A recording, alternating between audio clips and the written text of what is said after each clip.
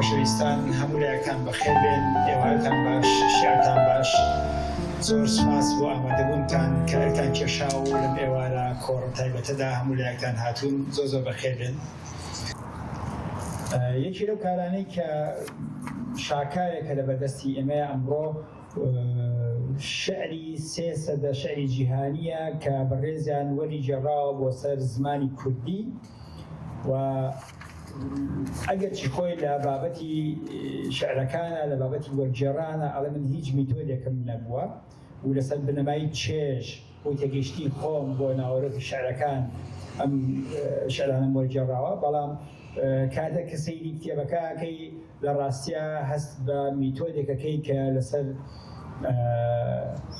بنەمای بەرهەم و لەسەر بنەمای ژیانی شاعیرەکان و قوڵبوونەوە لە ژیانانە ئینجا هاتووە دەقەکانی وەرجێڕاوە و لە ڕووی زمانیشەوە ڕاستەوخۆ لە سێ زمانەوە شعرەکانی وەرجێڕاوە، لە عەرەبیەوە کردوێتی بە کوردی، لە فارسیەوە کردوێتی بە کوردی، لە ئینگلیزیەوە کردوێتی بە کوردی. باقی شعرەکانی تر ئەوانەی کە بە زمانەکانی تری دنیا نووسراون، چونکە زۆرە، ینی چینیە، ئەڵمانیە، رووسیە،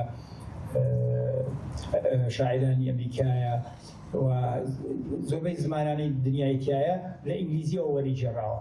ئەگەر چی جەنابێنە فەرموێ لە کتێبەکەیە ئێمە بە شعر وەرم نەجێڕاوە، بەڵام کاری لەسەر سێ بنەما کردووە. وەرجێڕان وشە بۆ وشە، پاراستنی واتە و هەروەها ئەوەی کە من وەکو خۆم کە خوێندمەوە پێی سەرسام بووم بابەتی ڕێنووسەکەیە، ڕێنووسێکی زۆر جوان و پاک و پوختی بەکارهێناوە لە کتێبەکەیە. جگەلەوە یعنی خۆی ئەڵێ من سەرسام بووم بە دەوڵەمەندی زمانی کوردی لەم وەرجێڕانەیە ڕوبەڕووی ئەوە بوومەوە، بەڵام خۆشی بەڕاستی زمانێکی کوردی زۆر باش بەکارهێناوە کە بەڕاستی جێگەی ستایش و دەستخۆشیە و ئێمە سوپاس دەکەین کە ئەم بەرهەمە جوانەی خستۆتە بەردەستی ئێمە. جگەلەوە لەسەر بابەتی زمان دکتۆرە وەستەیە و ئاڵێ من لە ڕێگەی ئەو شعرانەوە کە وەرم جێڕاوە ئەتوانم خزمەتێک پێشکەشکەم بە خوێنەران کە ئاشنای شێوەی بیرکردنەوەی زمانی گەلانی دنیا بن و شعریان بن، بەرهەمیان بن، ئەدەبیاتیان بن. وەفعلەن ئەمە گرنگێکی زۆری هەیە. ڕەنگە من نەتوانم لە ژیانمە شعرێک بە زمانی چینی یان هایکۆیەک بخوێنمە و لێی تێ بگەم، بەڵام لە ڕێگەی وەرجێڕانەکەی کە دکتۆرەوە من پێی ئاشنا بم وەک خوێنەرێک بۆ چێژبینین. خوێندکارانی ئەکادیمی ئێمە یان توێژرانی ئەکادیمی ئێمە لە ماسەر دکتۆراکانە کاری بەراوردکاریەکەن و کاری ئەوەکەن کە بابەتەکانی بەراوردی ئەدەبی و دەقاوێزان و ئەمانە ئیش بکەن. پێویستیان بەوا بێ شارەزای شعر بن بە زمانەکانی تری دنیا، لەوێ ئەبێت بگەڕێنەوە بۆ ئەم کتێبەی کە دکتۆر و قسە چاوەیەکی سەرەکی بەکاری بهێن و ئەم بەراوردکاری ئەنجام بدەن. جگەلەوە لە هەندێک بابەتی ترە کاک دکتۆر لە بابەتی شعرە کاتەوە، شعر چییە و لەسەر چیەتی شعرە وەستەیەوە لەو بارەوە یعنی ڕێی خۆیمان پێ بڕێ.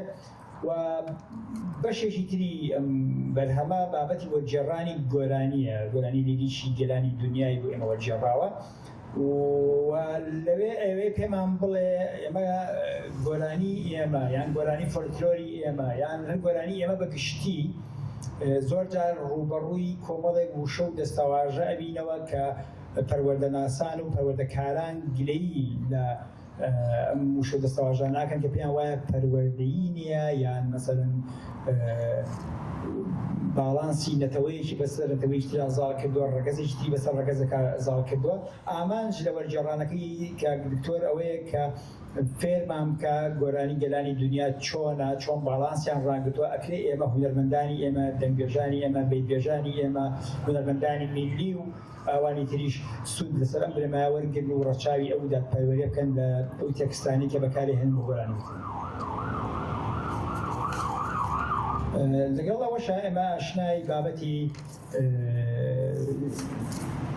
فۆرم و قاڵی شعریە بین و ئاشنای ئەوە بین کە چۆن لە ڕووی ریتم و لە هەموو پێکهاتانی کە بەشێکن لە ئەوەی کە فۆرمی شعری دامەزبێنن لە ڕێگەی وەرجێڕانەکەەوە ئاشنا ئەبین. ئەگەر چی ژمارەیەکی کەم بە شێوەی شعر وەرجێڕانیان ڕەچاوی کردووە، بەڵام ئێمە دوجار هەرپێی ئاشنا بین.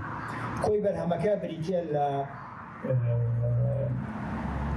بەرهەمی نۆ شاعیر لە پێش سەدەی هەژدەما کە 56 شعر و 68 هایکۆی وەرجێڕاوە بۆمان لە گەرانی جیاوازی دنیا و بە شاعرانی سەدەی هەژدەم 13 شاعرە کە 29 شعر و 102 هایکۆی بۆ ئێمە وەرجێڕاوە و شاعرانی سەدەی 19 ژمارەکە زیاترە کە 26 شاعرە لەگەڵ 77 دەقی شعری و 26 هایکۆی بۆ ئێمە وەرجێڕاوە و شاعرانی سەدەی 20 دەقی شعریە و لە 12 هایکۆیە بە مجموعی ئەمە هەمووی بەرهەمی 59 شاعری گەرانی دنیای بۆ ئێمە بە شعرەکان و بە هایکۆکان وەرجێڕاوە ئەگەر چی ڕەچاوی ئەوەی نەکردووە ڕەنگە لە هێندێک شاعرە دەقێکی وەرجێڕابێ بەڵام شاعرێکە بە چەند دەقێکی وەرجێڕابێ و ئەنجانەکەی بە چەند ناپەڕەیەک بێتە ڕوو. لێرە کە دکتۆر کۆیڵە پابەندی بە میتۆدێکەوە ئەمە جۆرێکە لەوەی کە سنووری میتۆدەکەی بەزاند و پابەند نەبووە و زایدن 19 گۆرانیشی بۆ ئێمە کردۆ بە زمانی کوردی.